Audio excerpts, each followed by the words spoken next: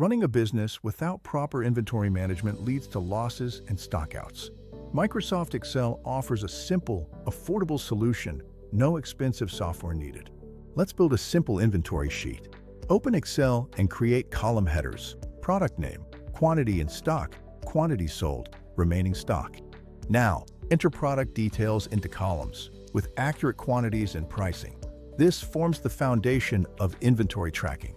To automate, type in remaining stock column equals quantity in stock minus quantity sold. Dynamically update stock levels as sales occur.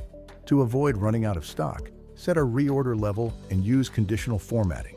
This highlights low stock products, prompting restock.